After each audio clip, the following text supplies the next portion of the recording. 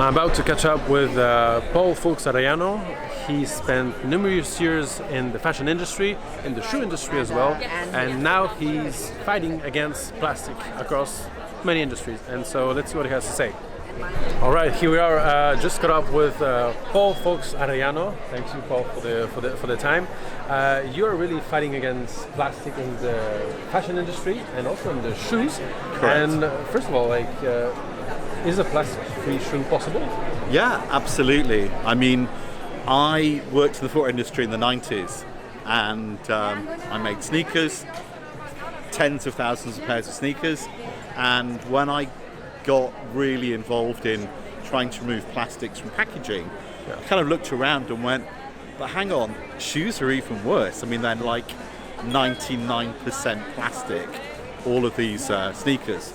So I set up something called the Circular Footwear Initiative, and lots of really interesting people got in contact to say, we can help, we're working on solutions. And then as time went on, basically we, 2 years later, we're now seeing for the first time ever plastic-free footwear. Perfect. And are the shoes you're wearing now, how are they plastic-free? Basically, these are upcycle shoes. They're from Denmark. From a company called There. It's old denim jeans, cut. They've got rubber soles. They've got a lovely natural fibre insole. They're super comfy, incredibly low carbon because of the upcycling effect, and plastic free. So it's incredible to wear shoes that I dreamt about finally. What about the glasses you were wearing? So these are coffee bean and flax. Oh wow! So from Ukraine, and absolutely again, to me a miracle. I never thought that I would have natural fibers all over my body. That's wonderful. That's how it should be. Yeah. You were also mentioning that what is the problem with recycled plastic? Yeah. So basically, plastic should not go into landfill. This is like a really bad thing. If you turn a plastic bottle into a textile, there's only one route for it. It cannot then be turned back into a plastic bottle, and it will actually go to landfill. So we're not recycling synthetic clothing. So once you take a plastic bottle, turn it into textile, it's literally out of the loop. It's no longer circular.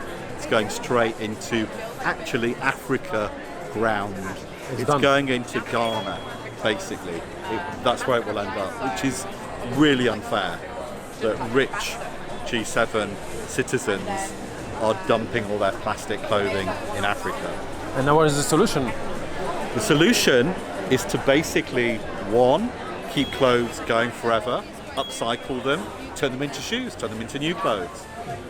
Two, if you are going to use virgin fibre, make sure it's from agri-waste, and that it's compostable. But ultimately, swap your clothes, give them to other people.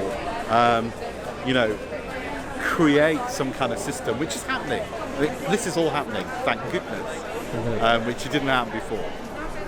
Perfect, thank you. And what is your hope for the outcome of such a venue like here at the Future Fabrics Expo? I think the great thing about Future Fabrics Expo, and I've been coming for several years, is education.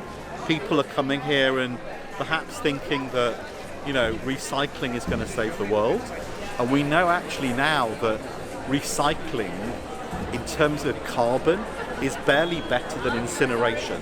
We may as well just burn stuff, because actually energy-wise, we get as much energy back from burning things as we do from recycling often. So recycling is not going to save us. We have to repurpose, reuse, refashion, recalibrate the whole way that we think.